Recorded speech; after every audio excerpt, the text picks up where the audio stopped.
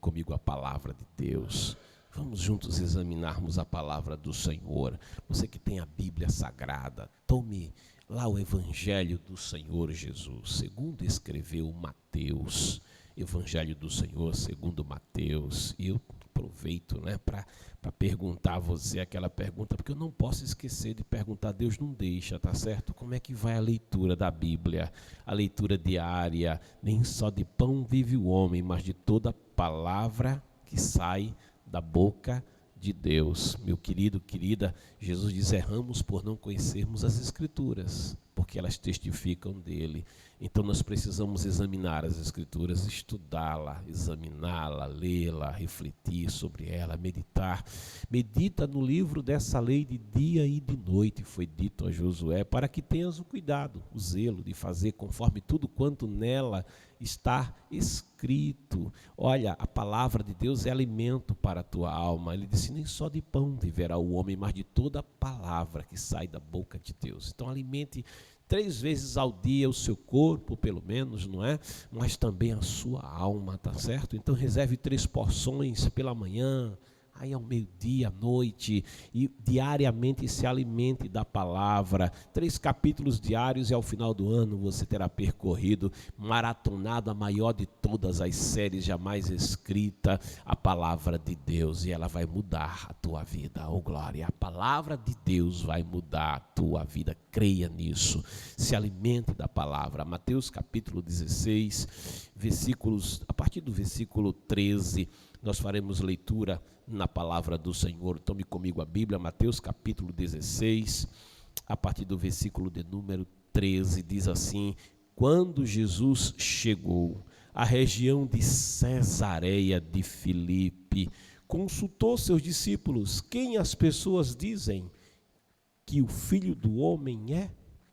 E eles responderam, alguns dizem que é João Batista, outros Elias, e ainda há quem diga Jeremias ou um dos profetas.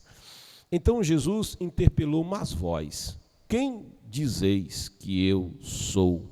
E Simão Pedro respondeu, tu és o Cristo, o Filho do Deus vivo. Ao que Jesus lhe afirmou, abençoado és tu, Simão, filho de Jonas, pois isso não foi revelado a ti por carne ou sangue, mas pelo meu Pai que está nos céus. Da mesma maneira, eu te digo que tu és Pedro, e sobre esta pedra edificarei a minha igreja, e as portas do Hades ou do inferno não prevalecerão contra ela. Eu darei a ti as chaves do reino dos céus. O que ligares na terra haverá sido ligado nos céus, e o que desligares na terra haverá sido desligado nos céus. Então ordenou aos seus discípulos que a ninguém dissessem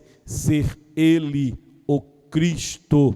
Versículo 21 diz, a partir daquele momento, Jesus começou a explicar a seus discípulos que era necessário que ele fosse para Jerusalém e sofresse muitas injustiças nas mãos dos anciãos, dos chefes, dos sacerdotes e dos escribas, para então ser morto e ressuscitar ao 3º dia.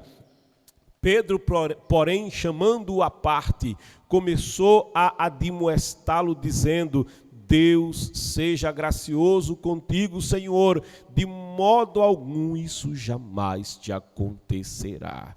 E virando-se Jesus, repreendeu a Pedro, para trás de mim, Satanás, tu és uma pedra de tropeço, uma cilada para mim, pois tua atitude não reflete a Deus, mas sim os homens. Então Jesus declarou aos seus discípulos, se alguém deseja seguir-me, negue-se a si mesmo, tome a sua cruz e me acompanhe, porquanto quem quiser salvar a sua vida, a perderá, mas quem perder a sua vida por minha causa, encontrará a verdadeira vida. Pois que lucro terá uma pessoa se ganhar o mundo inteiro e perder a sua alma? Ou o que poderá dar o ser humano em troca da sua alma?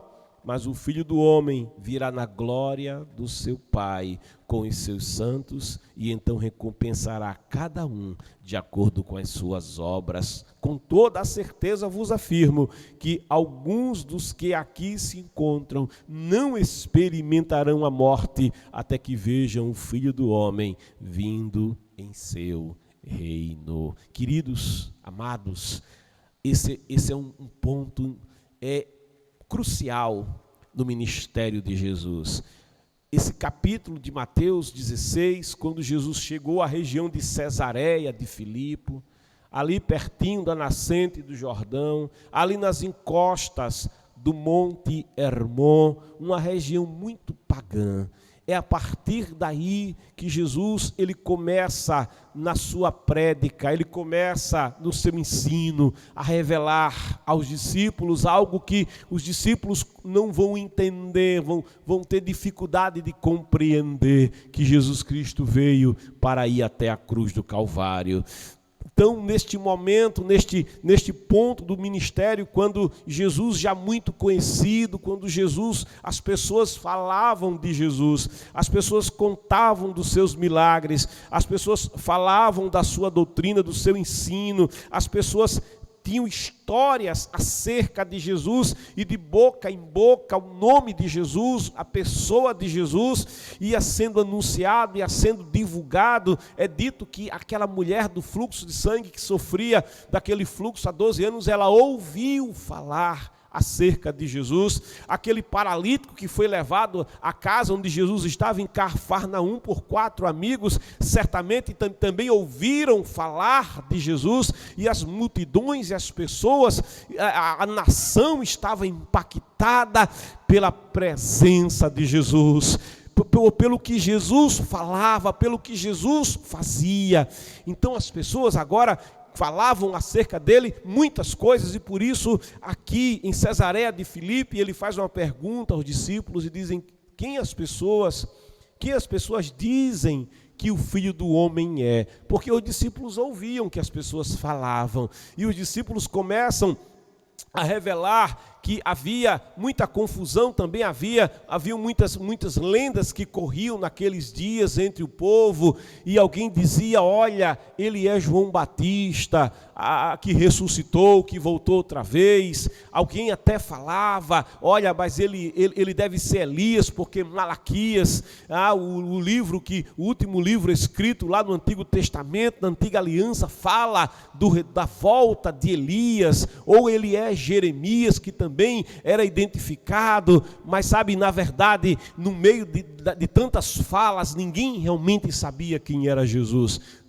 Quem sabe ele é Abacuque, quem sabe ele é o profeta Joel, não, ele é o profeta Ageu. Havia Zacarias, havia muita discussão, mas todos eram imprecisos em saber exatamente quem era Jesus. Você sabe quem é Jesus? Você conhece quem é Jesus? Há tantas pessoas que falam de Jesus. O nome Jesus, a palavra Jesus, ou até a marca Jesus, já foi certa feita considerada uma marca das mais valiosas da terra. Mas você sabe mesmo quem é Jesus Cristo? Quem é o Jesus que você conhece? Quem é o Jesus que te apresentaram? Quem é o Jesus em quem você acredita, em quem você crê? Será que ele é mesmo o Jesus da Bíblia? Será que ele é mesmo o Jesus de quem falam os evangelhos, de quem fala Gênesis, de quem é apresentado de Gênesis até Apocalipse? Quem é o Jesus que você conhece? Porque aquele povo não sabia realmente, precisamente, quem era Jesus,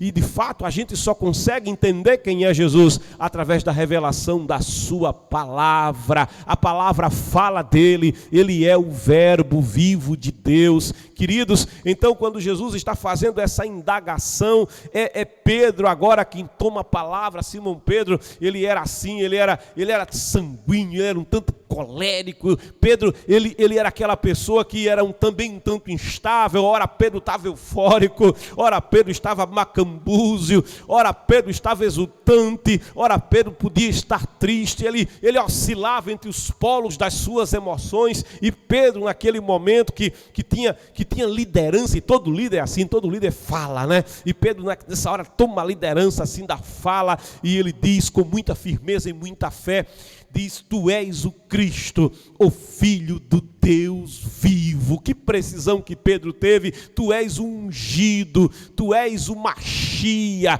tu és Jesus. Ele na verdade não se apresentava como Cristo, Jesus não se apresentava como Machia, porque isso também tinha uma conotação naqueles dias. O Cristo ungido era visto como aquele que viria, um general de guerra, que viria para expulsar em guerra os romanos que oprimiam aquele território. Eles viam como um líder político, como um rei político, e por isso Jesus, ele se apresentava como o Filho do Homem. É assim que Mateus vai revelando Jesus, o Filho do Homem, aquele que fala Daniel, aquela personalidade que teria a plenitude da divindade nele, apresentado ali por Daniel, o Filho do Homem. Mas quando Simão fala, ele diz: tu és o Cristo, o Machia, tu és o esperado, tu és o desejado das nações, tu és a semente da mulher, tu és o príncipe da paz, tu és aquele que haveria de vir para salvar, para redimir a Israel. E diante desta fala, Jesus, ele diz para Simão, dizendo: olha, você é abençoado, Simão, abençoado és tu, Simão, filho de Jonas. Jesus diz: pois isso não te foi revelado a ti por carne e sangue, não, mas pelo Pai que está nos céus. Querido, é o Espírito de Deus que nos comunica as verdades eternas. Oxalá o Espírito Santo nessa manhã, ele comece a falar com o teu coração, ele comece a falar com a tua alma, ele comece a convencer o teu ser. Ele quem convence o homem do pecado, da justiça, do juízo. Ele é o nosso professor por excelência. Aquilo que sabemos de Deus, sabemos pela revelação do seu Espírito, e é uma revelação do Espírito que Simão Pedro tem, e com muita precisão, no meio de tanta incerteza de saber quem era Jesus, ele diz: tu és o Cristo, tu és o ungido, tu és o Filho de Deus, tu és o Verbo que tomou a forma de carne, tu és Deus no meio dos homens, tu és aquele que vieste para nos salvar. É precisa a revelação de Simão Pedro, e Jesus diz da mesma maneira: Simão, assim como Deus te revelou estas coisas, aí algo mais é revelado a ele. Ele diz: eu te digo que tu és Pedro, e sobre esta pedra edificarei a minha igreja, e as portas do inferno não prevalecerão contra ela. E aqui eu quero focar esta palavra que Jesus dirige a Simão Pedro. Simão, filho de Jonas, ele é o irmão de André. É dito que quando Jesus ainda não tinha se revelado no seu ministério público, um dia ele ia passando, e João Batista, aquele que batizava em águas, aquele que veio para preparar o caminho, ele vê Jesus passar, aquele carpinteiro, aquele trabalhador que ia passando. Para as pessoas estava passando ali o filho de Maria, para alguém estava passando ali o irmão de Judas, o irmão de Tiago, o irmão de José, o irmão de Simão, o carpinteiro ali de Nazaré, da Galileia. Mas quando Jesus vai passando, João Batista aponta o dedo numa revelação de Deus, diz: aí está o Cordeiro de Deus que tira o pecado do mundo. No outro dia Jesus passou novamente. João Batista vê Jesus e aponta para Jesus. Os discípulos de João Batista estão observando quando ele diz: eis aí o Cordeiro de Deus. E aqueles discípulos que estavam perto de João, eles, vendo para quem João apontava, eles começam a seguir a Jesus. E Jesus nota que está sendo seguido, e então volta-se para trás, e eles perguntam para Jesus: Senhor, aonde é que tu moras? Aonde é que tu vives? Eles queriam saber mais de Jesus, eles queriam conhecer mais aquele de quem João Batista havia revelado o seu Cordeiro de Deus. Aquilo era uma revelação dada a João, uma revelação que jamais havia sido dada a um homem no lugar de um cordeiro. Há uma verdade que era apresentada ali. Israel bem sabia que cordeiro era oferecido lá no altar do templo, lá para pecados, lá para que o pecador fosse coberto das suas culpas, mas o cordeiro era um quadrúpede. No entanto, João Batista aponta para um ser humano e diz: eis aí o cordeiro de Deus, o cordeiro que tira o pecado de todo mundo. Não é o cordeiro que vai cobrir o pecado, mas é o cordeiro que vai purificar do pecado. E aqueles dois discípulos, a saber, o discípulo a quem Jesus amava, que era João, ele se identifica assim, e André, irmão de Pedro. André, que era pescador, João também era pescador, embora eles não fossem família, mas eles eram amigos, eles seguiam a João Batista. André vivia ali em Betsaida, um pouco mais ao norte de Cafarnaum, estava a aldeia de Betsaida, cujo nome quer dizer casa de pesca. Ele junto com seu irmão Pedro viviam da pesca ali, pescavam no mar da Galileia, e agora eles vão conhecer Jesus, passam o dia com Jesus. E quando eles passam o dia com Jesus, quando eles começam a ouvir Jesus, a conversar com Jesus, Jesus certamente conversou com eles, e eles perceberam: este carpinteiro não é só um carpinteiro, este homem não é um homem comum, não, ele não é quem as pessoas pensam. João Batista está certo, ele é o Cordeiro de Deus, ele é o Filho de Deus. E quando eles entendem que ele é o ungido de Deus, André vai até o irmão Pedro, até Simão, e diz: Simão, nós encontramos o ungido de Deus, nós encontramos Jesus Cristo, nós encontramos o Messias, nós encontramos o desejado das nações. E ele vai levando Simão para conhecer Jesus. E quando Simão chega diante de Jesus, narra João que Jesus olha para ele e diz: Simão, filho de Jonas, tu serás chamado Cefas, tu serás chamado Pedro. Jesus olha para aquele Simão e vê não o Simão que está diante dele, mas Jesus já vê aquele que Simão será quando andar com ele. Quando nós andamos com Jesus, quando nós ouvimos falar de Jesus e pelo poder do Evangelho cremos em Jesus e nos aproximamos de Jesus, sabe, algo vai acontecer de diferente. Quando entregamos a vida ao Senhor Jesus para o servir, algo vai acontecer de diferente. Nascemos de novo, há uma transformação no nosso interior. Nós podemos ser de um jeito hoje antes de Jesus, mas depois de Jesus uma nova criatura, depois de Jesus um novo caráter, depois de Jesus um novo homem, depois de Jesus uma nova mulher. Antes um ébrio, agora um liberto. Antes alguém aguilhoado pelo pecado, pela droga, pela prostituição, mas depois que passa por Jesus, o pecado sai, a droga sai, a opressão sai, a obra de magia negra sai, nasce de novo, nasce de Deus. Há um coração novo, há uma alegria nova, há uma exultação nova. O Espírito de Deus passou a fazer naquela pessoa morada, aquela pessoa fica diferente. Jesus está olhando para João e dizendo: ô Pedro, ô Cefas, ô Simão, tu não serás mais o mesmo homem, mas tu serás Pedro. Jesus aponta para uma história que ainda vai acontecer. Sabe, a tua vida tem uma história que ainda vai acontecer. Sabe, a tua vida tem algo de Deus que ainda vai acontecer. Quando você vier até a presença dele, quando você como Pedro vier até a presença do Senhor, como você como João vier a presença do Senhor, como você como André vier a presença do Senhor, há algo na tua história que vai mudar, há algo na tua vida que vai mudar. Ele tem uma vida diferente para você, ele tem uma transformação especial para você, ele tem um coração novo para você, ele tem um poema novo para escrever na tua história. Simão vai andar com Jesus, João vai andar com Jesus, Bartolomeu vai andar com Jesus, os discípulos vão andar com Jesus, as pessoas vão conhecer Jesus, eles vão ver Jesus curar, Eles vão ver Jesus abrir a vista dos cegos. Eles vão ver Jesus libertar os possessos de demônios.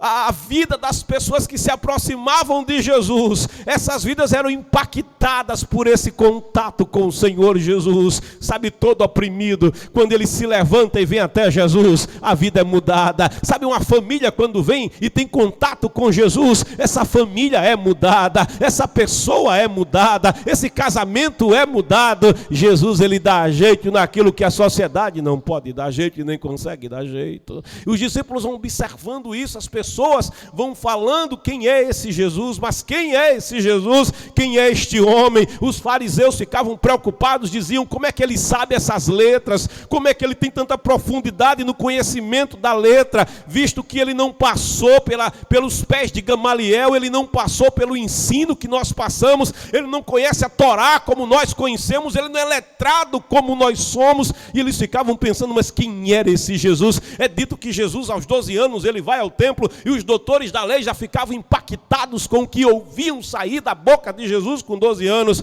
E aquela sociedade, ela fica em convulsão por conta da pessoa de Jesus.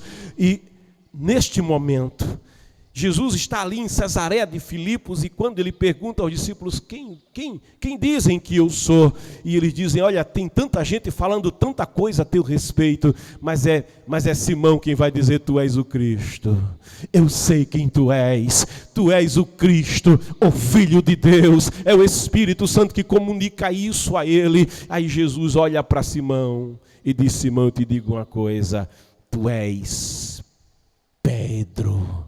Tu és Pedro, tu és pedra, e sobre esta pedra eu vou edificar a minha igreja, e as portas do inferno não prevalecerá contra a minha igreja. Queridos, quando a gente olha esse texto, muita confusão foi gerada a partir desse próprio texto. Assim como as pessoas ficaram confusas acerca de quem era Jesus, depois ficaram confusas acerca desta palavra que Jesus fala acerca de Pedro. Alguém diz: olha, o fundamento da igreja é Pedro, o fundamento da igreja é Simão Pedro, aquele pescador. Mas vamos analisar a palavra. Quando a gente analisa a palavra, o Senhor diz: tu és Pedro, a ti te digo, tu és Pedro, e sobre esta pedra. Se você analisar a língua, a gramática, você entende que aquilo que está perto de mim, esta Bíblia,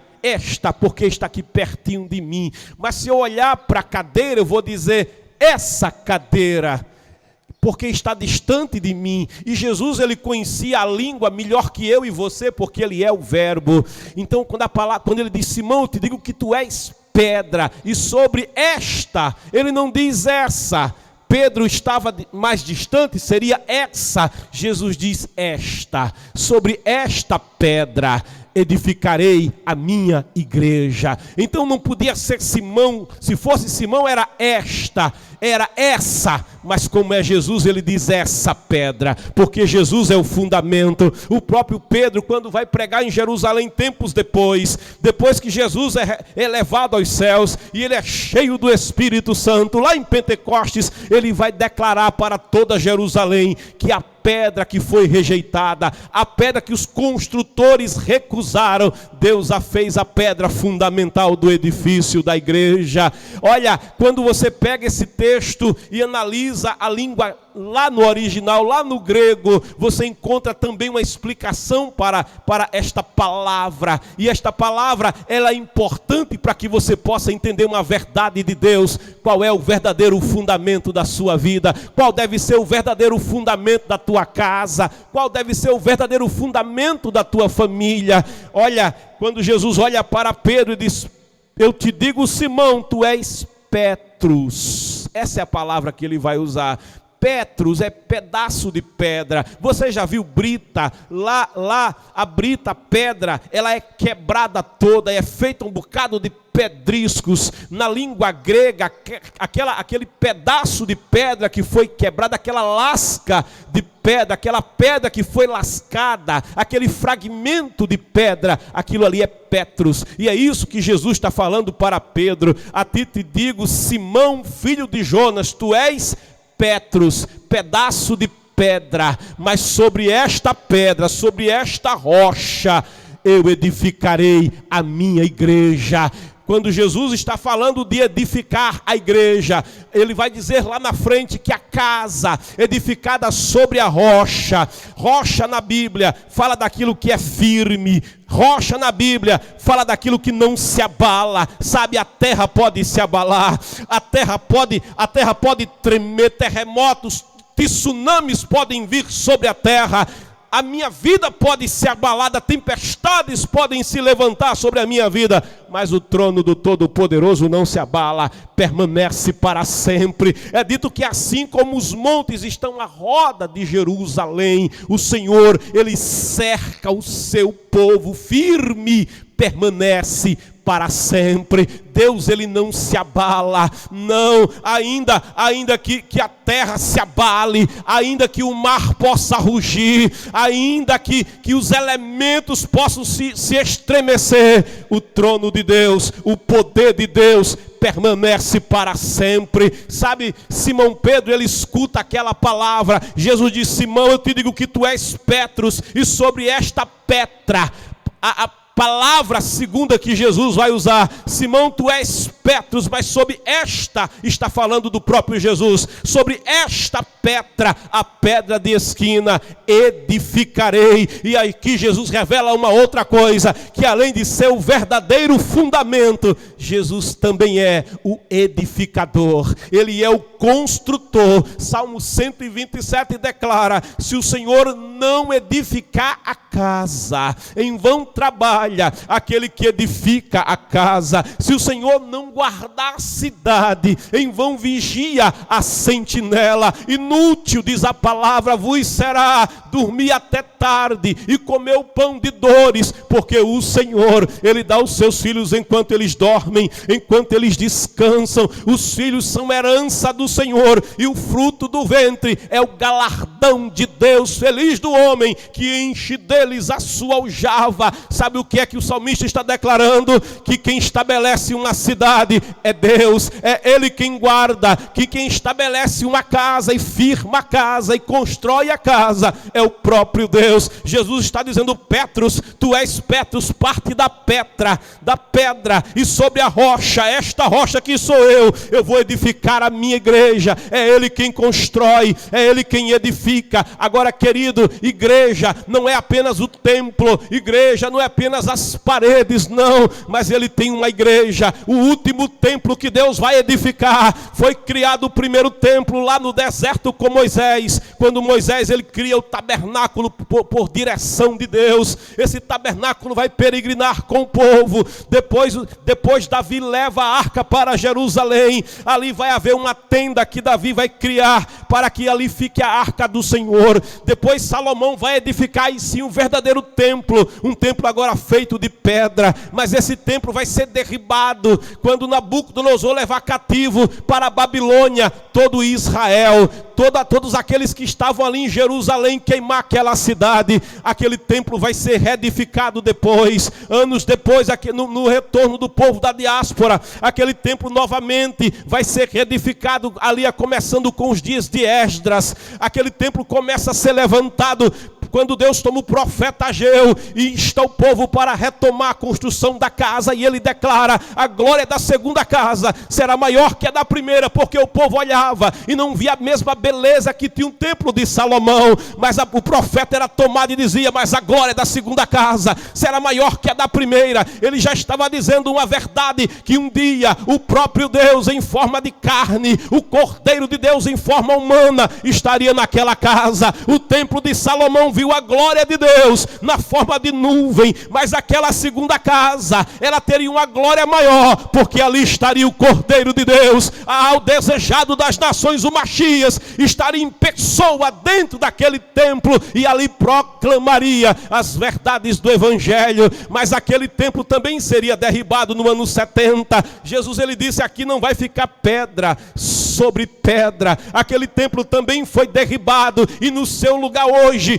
tem uma mesquita. No seu lugar hoje existe um terreno com uma mesquita ali, o Domo da Rocha. Aquele templo não foi mais reedificado. No entanto, ele constituiu um outro templo. Ele disse: aquele que me obedece é aquele que me ama. É lá em João 14. É o que obedece a minha palavra. E eu e o meu Pai iremos até ele e nele faremos morada. A igreja não é apenas as paredes, mas a igreja é todo aquele, toda aquela que, como Pedro, que como parte da pedra, ou é unido à pedra, todo aquele que é transformado pelo Senhor, todo aquele que antes vivia uma vida que balançava, que cocheava entre dois pensamentos, que cocheava na incerteza da verdade, que cocheava entre o caminho da morte e o caminho da vida, que caminhava pelo caminho largo, mas também era religioso. Mas quando se encontra com Jesus,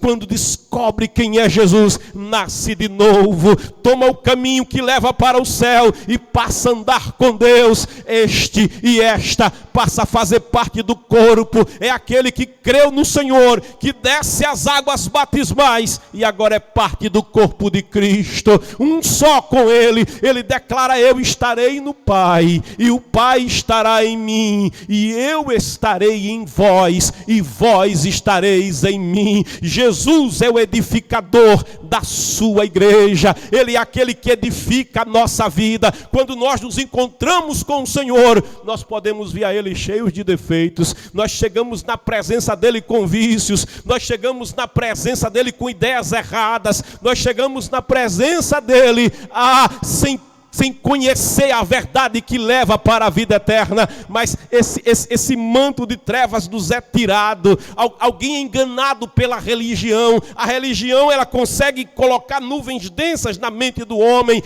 Lá na Índia, alguém diz que há um Deus para cada indiano. Eles adoram a tantas falsas divindades que cada um consegue ter a sua divindade particular. Alguém mergulha no rio Ganges, aonde jogam-se cadáveres, lançam-se muitos esgotos no rio Ganges, mas eles dizem: essa água não pode ser contaminada porque esse rio na verdade é uma deusa. A religião, ela consegue cegar o homem, mas quando o homem ele tem um contato com Jesus, ele é mudado. Eu me lembro que há muitos anos atrás, um casal de missionários encontrou um casal jovem que chorava às margens do Ganges, e ali chegando, eles falaram de Jesus Cristo para aquele casal. Eles falaram do ungido de Deus. Eles disseram para aquele casal que Deus amou o mundo de tal maneira que deu seu Filho unigênito para que toda aquela que nele crê não pereça, mas tenha vida e a vida eterna. E aquele casal ouviu aquela mensagem, eles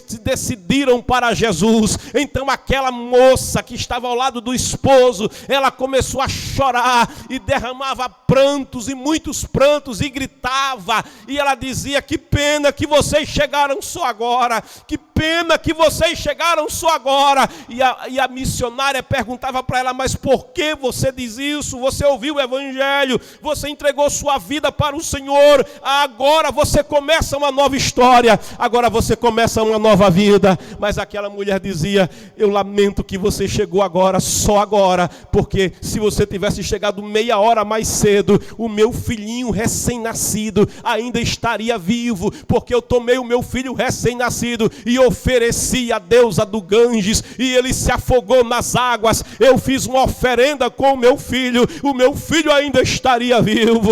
Olha, querido, a religião cega, mas Jesus disse: eu sou a luz do mundo, aquele que me segue não andará em trevas. Ele te chama para fazer parte do seu corpo, ele te chama para fazer parte da sua igreja, a sua igreja que um dia vai ouvir o chamado dele: vinde a mim, bendito do meu Pai, e a igreja vai ser tirada da terra ao seu encontro. Este Pedro é parte da pedra. Jesus diz: tu és Petrus, tu és partícula da pedra, e sobre esta pedra eu vou construir, eu vou edificar a minha igreja. O seu lar pode estar abatido, o seu lar pode estar abalado, mas olha, recebe Jesus nesta manhã, porque quando Jesus entrar na tua vida, quando ele entrar no teu lar, a tua casa vai ser reestruturada. Quando o carcereiro de Filipos, ele vê Paulo e Silas na prisão, ele vê Paulo e Silas louvando na prisão e dorme, ouvindo aqueles louvores de adoração ao Todo-Poderoso. Paulo e Silas estão no cárcere mais interior da prisão, eles estão machucados, eles estão com as costas, eles receberam chicotadas, as costas estão feridas, mas eles estão lá no cantinho, eles não reclamam, eles adoram ao Senhor, e naquele louvor, aquele carcereiro cansado dorme. Quando aquela prisão é finalmente sacudida pelo poder de Deus, que as portas se abrem e aquele carcereiro acorda, e ele se dá conta que os prisioneiros devem ter fugido e puxa da espada para tirar a própria vida, porque ele sabia que o castigo que ele sofreria era pior do que morrer naquele momento. Paulo diz: não te faças mal, porque estamos todos aqui. Nenhum prisioneiro correu, nenhum prisioneiro fugiu. Sabe por quê? Eles não precisavam mais sair da prisão para serem livres, eles tinham encontrado a verdadeira liberdade ali na prisão, porque Paulo e Silas, apesar de estarem presos, eles eram livres em Cristo Jesus. A liberdade estava naquele lugar, a presença de Deus estava naquele lugar, e onde está a presença do Senhor, pode tremer, pode se abalar, mas não vai ter dano nenhum, não vai ter prejuízo nenhum. Não te faças mal, estamos todos aqui. Deixa eu dizer uma verdade de Deus: Jesus está aqui, a tua casa não vai ser abalada, Jesus está neste lugar, Jesus está neste ambiente. Entrega a tua vida a Ele, entrega a tua casa a Ele, confia a Ele.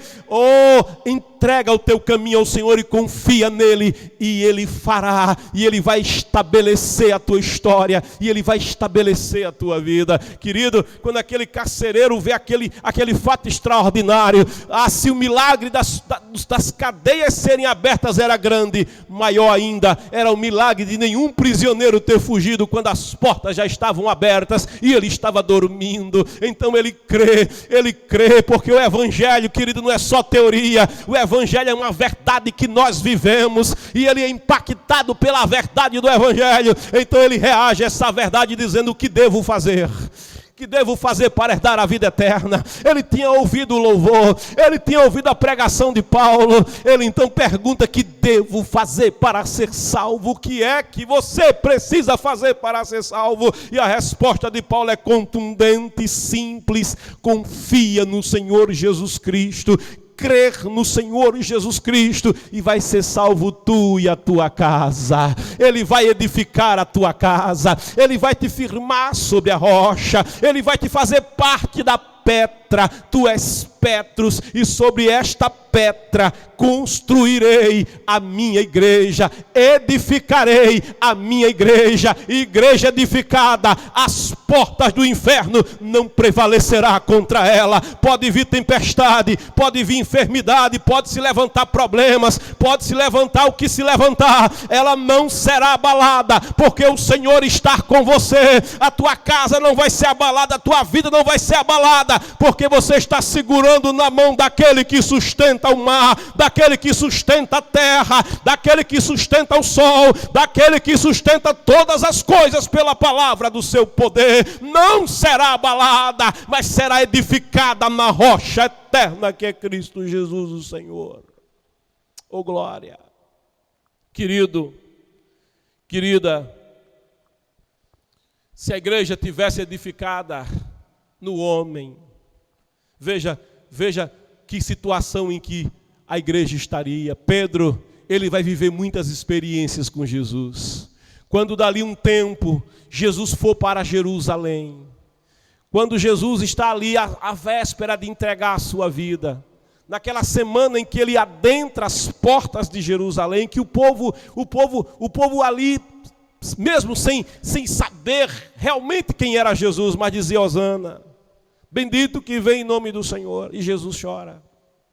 Jesus chora porque ele sabia que Jerusalém era uma cidade que era assassina de profetas. Jesus sabia que Jerusalém era uma cidade que era voltada para a religião, mas distante do Deus verdadeiro. Jesus sabia que Jerusalém era uma cidade que estava em trevas espirituais. Jesus sabia que Jerusalém iria matá-lo. Jesus sabia que aquela Jerusalém que o acolhia agora o rejeitaria depois e gritaria: crucifica-o.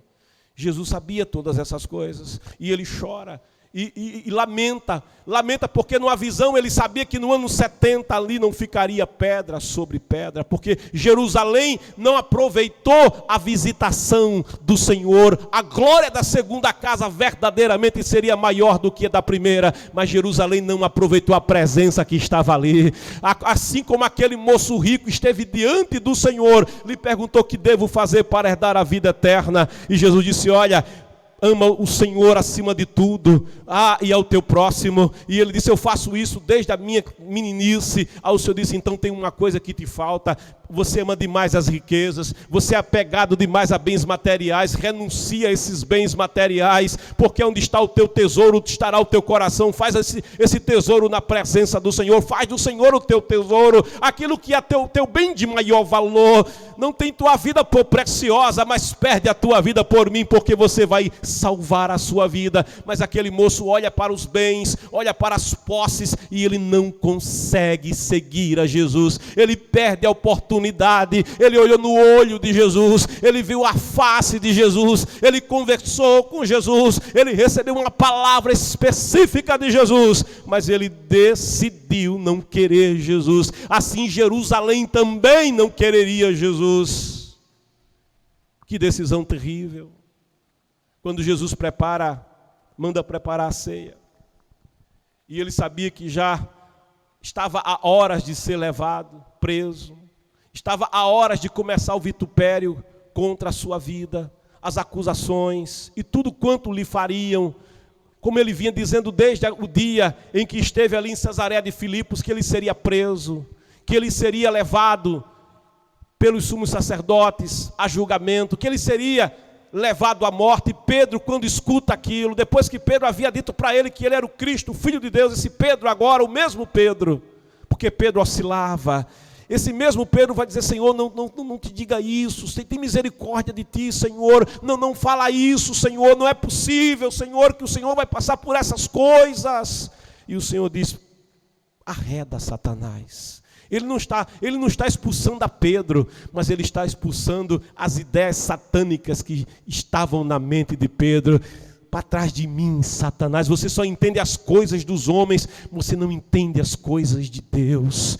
Sabe, se a igreja estivesse fundada em Pedro, nós estaríamos em uma situação bem difícil. Se a igreja estivesse fundada em Pedro, ela não conseguiria prevalecer contra as portas do inferno. Os discípulos, à véspera de Jesus ser levado preso, quando eles estão ali para ceiar, havia uma discussão entre eles. E a grande preocupação entre eles era: quem de nós é o melhor?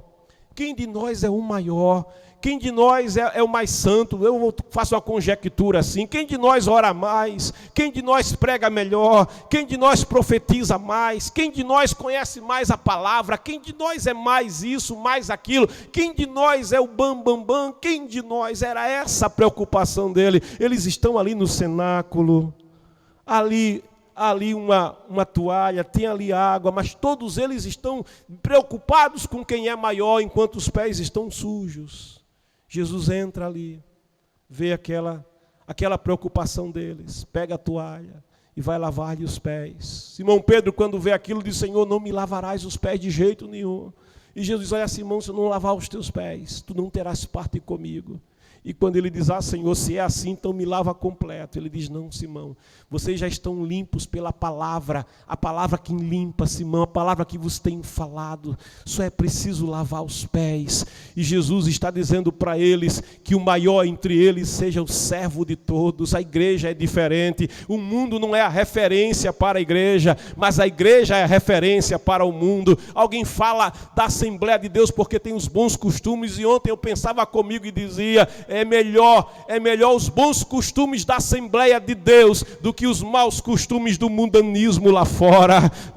Alguém diz, eu vou deixar a igreja, porque a igreja tem os bons costumes, mas está abraçando os maus costumes lá de fora. Antes eu quero servir ao Senhor, antes eu quero andar na sua presença, antes eu quero agradar o meu Deus e não agradar este mundo aí fora. Quando Pedro escuta aquela palavra do Senhor, ele diz, não, Senhor, me lava completamente, porque eles não conseguiam ter uma visão clara das coisas. Jesus sai dali, Jesus vai para o Monte das Oliveiras com eles, e já havia dito para eles que naquela noite eles o abandonariam, naquela noite eles o deixariam, e eles dizem, não, Senhor, aqui ninguém vai te deixar. Ele diz, olha, quando se ataca o pastor, as ovelhas se dispersam. As Pedro toma a palavra e diz, Senhor, eles podem te deixar, mas eu não vou te deixar jamais. Eu jamais vou te deixar. E Jesus diz, olha, Pedro, antes que o galo cante e tu terás me negado, antes que o galo cante por 3 vezes tu me terás negado. E de verdade Pedro vai viver isso lá no pátio da casa do sumo sacerdote, quando Jesus está sendo julgado e ele é interpelado, você é dele, você fala como ele. Mas Pedro oscilava e dizia, eu não conheço ele, eu não sei quem ele é. Ali, enquanto crepitava a fogueira, ele dizia, eu não sei quem era esse homem. Naquele momento os olhos de Jesus se encontram com os olhos de Pedro, e Pedro vai chorar amargamente. Pedro vai chorar amargamente, porque Pedro, ele era apenas um pedacinho da pedra, ele era apenas uma pedra sendo transformada, ele era apenas um homem sendo transformado, ele ainda não estava totalmente perfeito, ele não estava ainda totalmente vinculado ao fundamento que é Cristo Jesus. Por causa disso, Pedro vai desistir, por causa disso, Pedro vai desistir de andar com o Senhor. Quando as mulheres vão ao sepulcro de Jesus, é dito, olha, digam aos discípulos e a Pedro que Jesus vai encontrar com vocês na Galileia. E é dito Pedro porque Pedro já tinha desistido. É dito Pedro porque Pedro já não se sentia nem pedrisco mais, nem parte da pedra mais. Apesar de Pedro estar desistindo, o Senhor jamais desistiria de Pedro. Olha, Deus jamais desiste de você. As tuas imperfeições não tornam o Senhor alguém que vai desistir de você. Os teus erros não fazem Deus desistir de você. Os teus equívocos não fazem Deus desistir de você. As tuas desistências não fazem Deus desistir de você. Ele não se abala, Ele permanece para sempre. Ele te ama de tal forma que Ele deu o seu Filho unigênito para que você creia nele e não pereça, mas tenha a vida eterna. Pedro era assim, ele era oscilão, ele tenta andar nas águas, numa hora ele tem coragem de andar sobre as águas, na outra ele está afundando porque está com medo daquilo que ele mesmo resolveu fazer. Mas a mão do Senhor estava ali estendida firme, dizendo, Pedro, tu és apenas um pedrisco, mas segura aqui na minha mão, segura na mão de Deus nesta manhã. A tua vida pode estar abalada, a tua fé pode estar abalada, pega na mão do Senhor, pega na mão que sustenta a terra e se firma do lado dele, na presença dele. Jesus pega na mão de Pedro naquelas águas, tira ele das águas e vai com ele de volta para o lugar seguro. Olha, Pedro, lá na Galileia, ele diz, eu desisti de vez, eu vou pescar. Pedro está falando de voltar à vida antiga. Alguém começa a caminhar com o Senhor, mas ali ele comete erros, e ele começa a desistir, e começa a dizer, Deus não me quer mais, Deus certamente não quer mais nada comigo, e volta à vida antiga. Pedro está voltando a ser pescador, não pescador de homens, como o Senhor lhe disse, te farei pescador de homens, eu tenho um futuro para você. Simão, filho de Jonas, pescador, a ti te digo, tu és Petrus, pescador de homem. Pedro está voltando, aquela madrugada não pescam nada, mas o Senhor chega na praia e diz, vocês têm comida aí? Tem alguma coisa aí? Jesus sabia que eles não tinham nada. Lança a rede do lado certo, eles lançam, tem 153 grandes peixes agora na rede. João diz, é o Senhor. Pedro pula nas águas, e ali, quem sabe, ele ouviu do Senhor alguma repreensão pela sua covardia, pela sua desistência. Mas o que ele tem ali é uma fogueira, o que ele tem ali é um peixe assado, o que ele tem ali é o cuidado do Senhor, que lhe pergunta, Pedro, tu me amas? Tu me amas, Pedro? Tu me amas mais do que esses outros, como ele dizia que amava mais do que todo mundo. E Pedro diz, não, Senhor, eu te amo, Senhor, mas eu sou apenas um amigo que o Senhor tem. Pedro já tinha mudado a sua visão. Pedro já tinha mudado as certezas de Pedro que antes eram firmadas em Pedro. Pedro já percebe que ele não podia ser o fundamento. Pedro já percebe que ele não podia se fundar-se em si mesmo, mas que ele precisava do verdadeiro fundamento. Aí Jesus diz, então apacenta as minhas ovelhas e não desisti de você. Pedro, você me ama. Certamente ele lembrava que o negou uma segunda vez, mas o Senhor dizia, ele dizia, eu te amo, Senhor. Então Pedro, eu não desisti de você. Apacenta, o projeto está de pé. Pedro, você me ama. Pela terceira vez ele se angustia, porque o Senhor pergunta pela terceira vez. Ele lembra que o negou diante de uma mesma fogueira. E ele diz, Senhor, tu sabes tudo.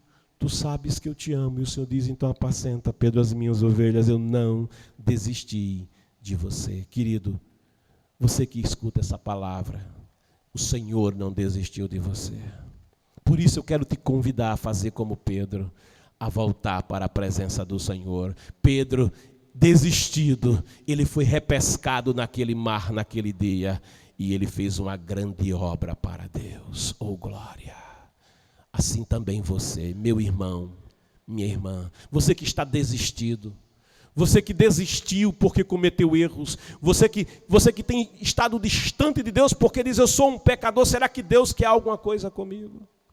Oh, glória! Ele é o mesmo ontem, hoje e eternamente. Ele prova que te ama, em que Cristo morreu por você lá na cruz do Calvário. Ele prova que te ama porque ele sabe quem você é, como ele sabia quem Pedro era, como ele sabe tudo quanto você fez e tudo quanto você ainda vai fazer nesta vida, mas ele continua te amando da mesma maneira. A salvação de Deus é algo perene, a salvação de Deus é algo firme. Se com a tua boca nessa manhã confessares Jesus Cristo como teu Senhor, verdadeiramente serás salvo. E é para isso que o Espírito Santo te convoca agora. Constitua Jesus teu Senhor e teu Salvador. Venha a Ele nessa hora. Escreva no chat, eu quero Jesus. Você que está afastado dos caminhos do Senhor, eu te convido a voltar para o Senhor e a escrever nesse chat, eu quero servir o Senhor Jesus. Eu quero fazer de Jesus o fundamento firme da minha vida, o fundamento firme da minha família, o fundamento firme da minha salvação. Constitua Jesus. Uns confiam em religião para a salvação, uns confiam em reencarnação para a salvação, mas isso é só religião, isso são enganos que estão na mente do homem. Jesus Cristo é o caminho, entra no caminho. Ele é a verdade, creia nesta verdade. Ele é a vida, receba de Jesus aí, receba a vida que há em Jesus nesta hora. Eu quero orar por você neste encerramento, Pai querido e santo, oh eterno, Pai amado, é a tua palavra, Senhor, que ministramos nesta manhã. A tua palavra que fala do verdadeiro fundamento da vida de uma família, do verdadeiro fundamento da vida do homem, o verdadeiro fundamento da nossa salvação, que não é religião, mas é Jesus Cristo.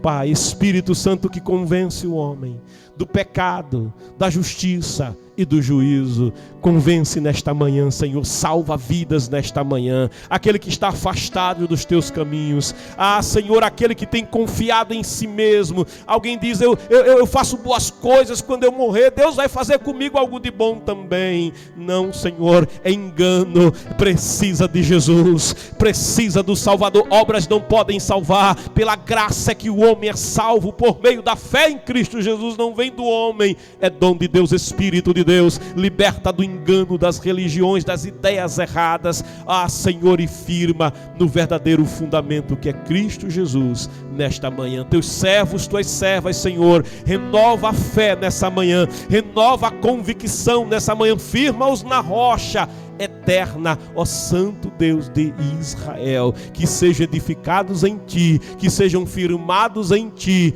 em nome de Jesus.